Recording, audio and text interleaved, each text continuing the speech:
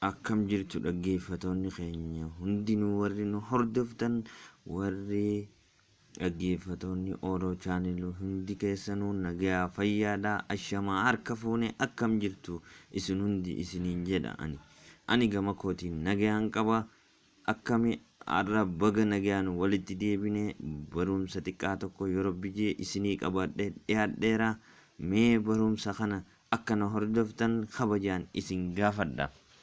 Barumsinis waa'ee maaliitii? Waa'ee akkamitti akka bilbila jaalallee keenyaa namni biraa gaafa dawwaluuf hordofuu dandeenyu kan nu barsiisudha. Barumsi kun baay'ee barbaachisaadha jeen itti yaadee isinii qopheesse. Mee barumsa kana isin hundinuu na wajjin hordofaa akka waa hedduu irraa barattan abdiin qabaa. Saniifuu barumsa kana isin hundi keessanuu hordofaa. Kana dura waa isin yaadachiisaa. Warri maamiltoonni keenya haareeni kan nu laaltanis kan nu dhaggeeffattan hundinuu chaanaalii kana sabiskiraayib godhuu hin dagatinaa. Laayikii godhaa. Hiriyaa keessaniif yookiin saayibban keessaniif sheer godhaa. Saniifuu karaa kanaan akka nu gargaartan kabajaan isin gaafachuun barbaada. Sanirra darbee daayirektii kallattumaan karaa barumsa keenya haa deemnu. Barumsi keenya waa'ee uumaan akkumaan amma isiniin jedhe bilbila jaalallee keenyaa salphatti hordofuu akka dandeenyudha. Mee waliin haa ilaallu. Aappii akkanatti barbaanna. Sarchi goonaa dura akkas deemne isa foon jedhu laallaa. Asumaan foonii ka jedhu kana gadi xuynaa jechuudha. Eega gaxxuyne booda ishee kana gaxxuyne ishee samii fakkaattu kana ishee gaxxuyne akkana lakkoofsa nuu fidaa jechuudha. Eega lakkoofsa kana erga nuu fideen booda maal goona? As urjii kana gattuqa jechuudha. Urjii gattuqeen lakkoofsa 2 takka jeeni ammaas urjii tuqa. Urjii tuqee achi booda maal godha? Tara takka bilbila jaalallee keessanii irraa fuutanii jechuudha. Irraa fuutanii lakkoofsa kee itti naqxa jechuudha. Anamma bilbila jaalallee kiyyaa irraa fuudhee jechuudha amma. Achi booda lakkoofsa kanaan itti naqaa jechuudha. 9 28 18 39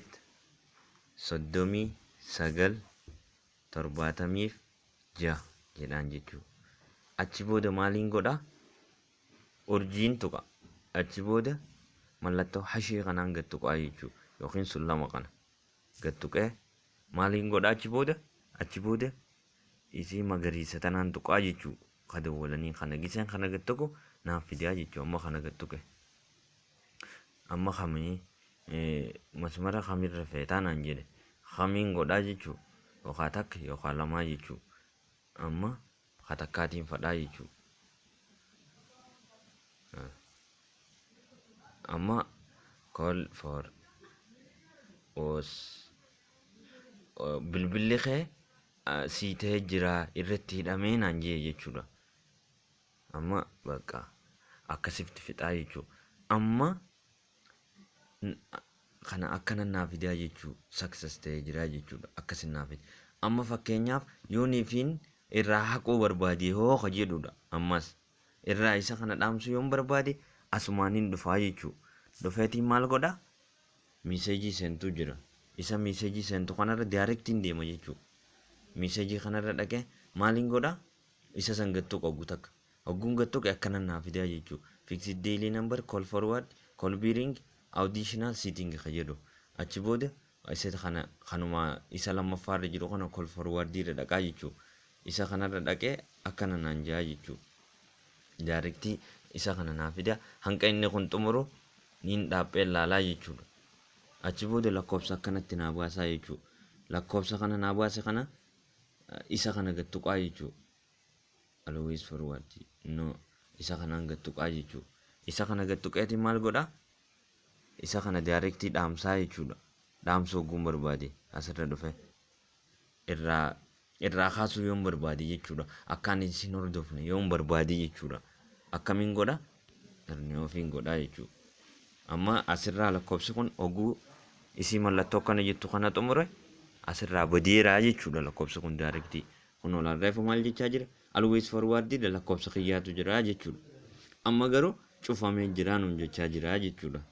Sanumaafuu salphatti akkanatti hordofuu dandeenya. Yoommoo hin hordofuun barbaanne ta'e akkanatti firraa dhaamsuun danda'amaa jechuudha karaa qallaaliin. Saniifuu barumsa kiyya kanarraa waa hedduu fudhattan jedheen abdii qabaa. Saniifuu yoo Rabbiin jedhe walitti deebinaa nagayaan turaa. Ammoo sabiskiraayibii godhuu hin dagatinaa, laayikii godhaa, sheer godhaa, koomentii yoo qabaattan asirratti naaf ergaa. Waan isin naan jettan sirreessuun kiyya dirqamaa. Nagayaan turaa, yeroo gaarii isiniif hawwa.